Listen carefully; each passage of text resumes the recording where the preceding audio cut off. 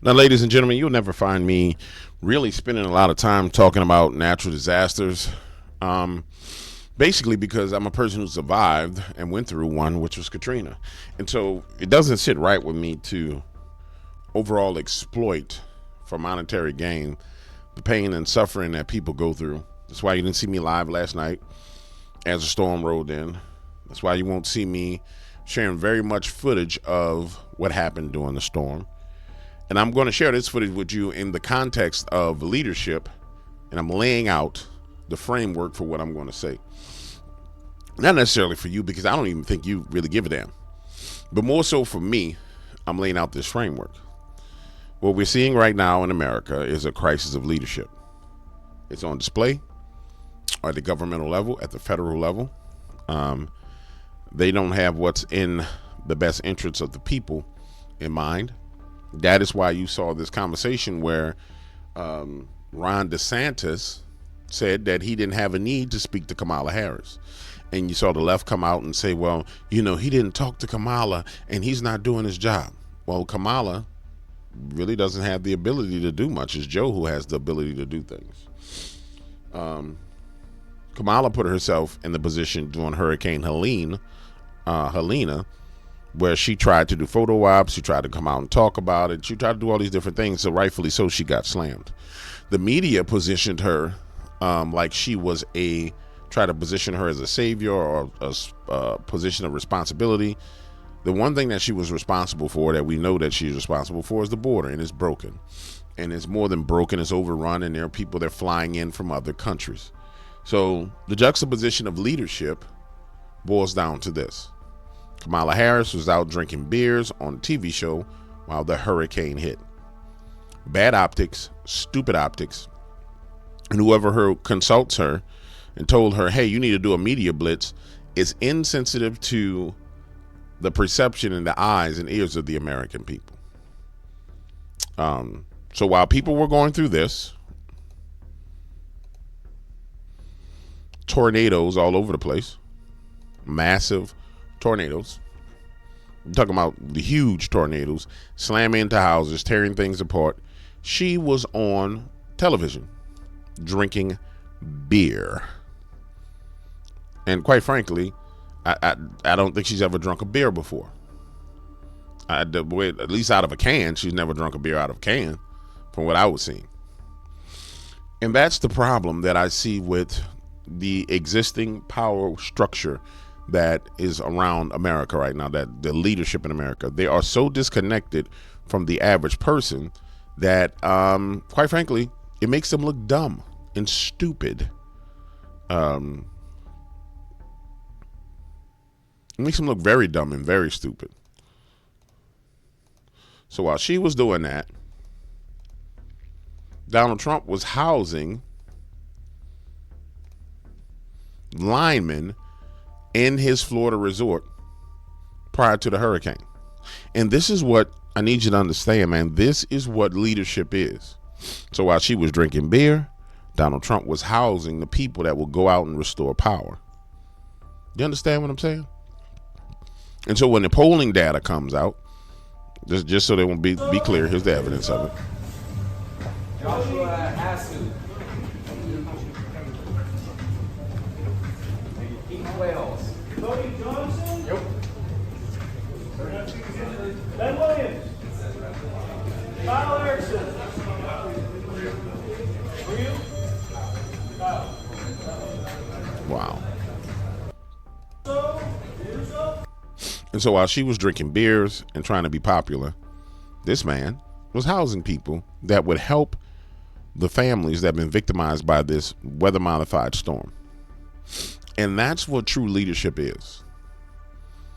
I remember when Helena hit and they started asking Donald Trump questions. They said, hey, are you concerned about the voting and the election in the context of there being a hurricane and how it would affect voting? He said, no, I'm concerned about lives. I mean, a profound answer at the end of the day. I mean, quite naturally, everybody's concerned about the voting, but I genuinely believe the man is concerned about the lives of the American people. And you see the evidence of it. I mean, you see the evidence, massive evidence of it, and the way he governed, and even when he was out of office, the things that he did, all the way down to the shooting, the man who was killed, I think his name was Charlie, at the rally. The amount of time he dedicated to that man and his family at that rally showed you, and it was authentic. It wasn't like it was overstaged. It was just like him saying, "Hey, you know, we honor him, we appreciate him. He sacrificed his life for his family. You know, we all as men hope to perform the way he did, and if our family's in danger at that time." It wasn't contrived. It wasn't pre-planned. It was off the cuff honor.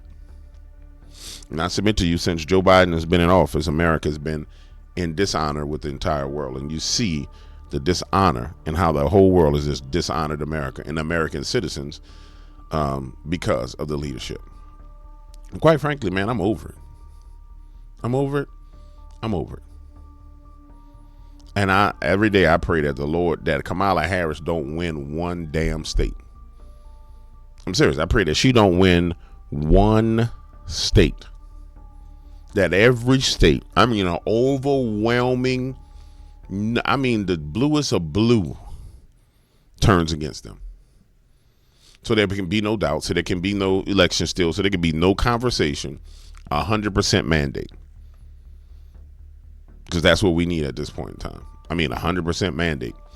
And I submit to you that if we get a damn snowstorm that goes into Michigan and those upper states, that where the quote unquote blue wall is, and the reaction from the federal government is the exact same type of reactions we were getting from Helene and Milton, and hopefully Nadine don't come and slam into my hometown,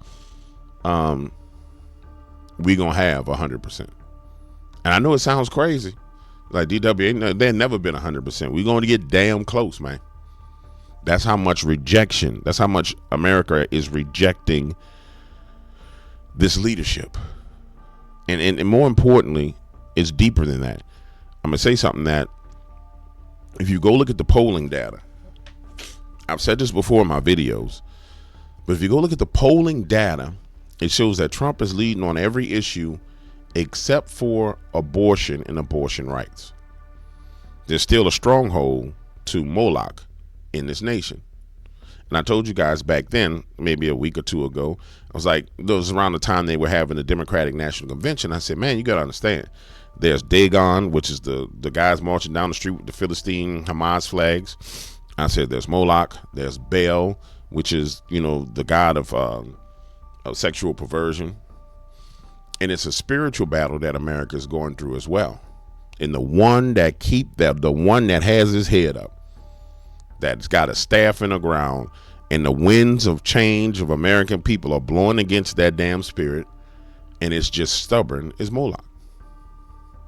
I mean, it's stubborn. It's like, nope, I ain't going nowhere. Nope, I'm gonna hold the line. And you see it in the polling data. And I know I don't talk like anybody else that talks about politics on YouTube. I'm sorry, I don't know how to view things any differently. I see them for what they are. I see what creates the problems and the mistakes and the issues, as opposed to the people and the personalities.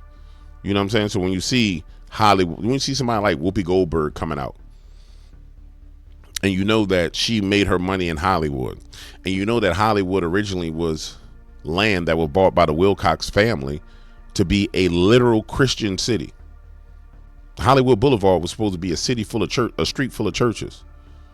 And then when the movie industry came in, the Wilcox family died, they bought it out, and they decided they were going to turn it into Hollywood. And then that's in like the 1880s or something like that. Now all of a sudden Hollywood is the center of all pedophilia. Hollywood is the center of all sexual perversion. Hollywood is the center where all your movies come out, and all, it's where everything is produced that brainwashes everyone. You see you see that everything is spiritual when you look at it from that nature. And I ain't no preacher. I ain't sitting here trying to preach at you. I'm just telling you like it is. When you look at what's going on, it's a natural battle and it's a spiritual battle. When you trace it back to the roots, It's all spiritual battle. So, of course, when you see Whoopi Goldberg on TV, this trick right here, you can see this thing. Of course, she acts like a demon-possessed witch because she represents where demons rule and reign. Of course. Of course, when you see Bill Nye the Science Guy, I'm going to show you this picture over here. Of course, when you see Bill Nye the Science Guy on this photo, where is that? Look right there. Of course, his eyes look jet black. Of course, he got black eyes like a damn demon. Look at it. Of course, Bill Nye look like a damn something off Supernatural. I'm going to zoom in some more. Look at it. If we was watching an episode of Supernatural, he would be a damn demon. What do you see? I'm dead serious. What do you see? And it amazes me because people click on the TV, and they sit back and they watch. And it's right there in front of their face. Look at that face. What do you see? What do you see? And man, listen. I'm just keeping it 100 with you. People used to understand these things. People used to feel these things. People used to know that these things were true and were real. So Bill Nye the Science Guy couldn't fool nobody back in the day because they're like, nah, something wrong with that dude.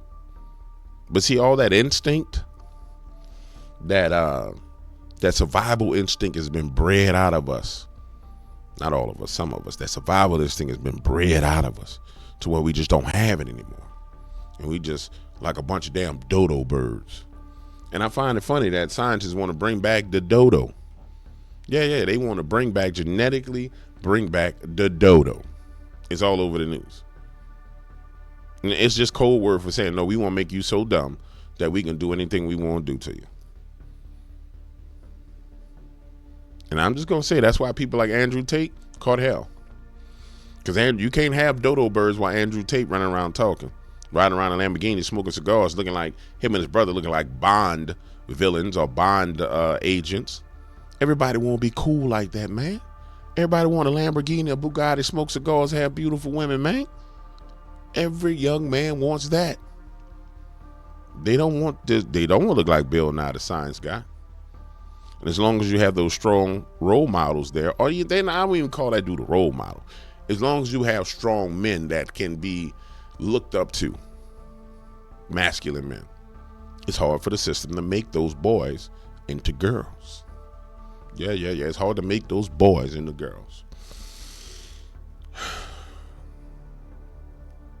I'm done.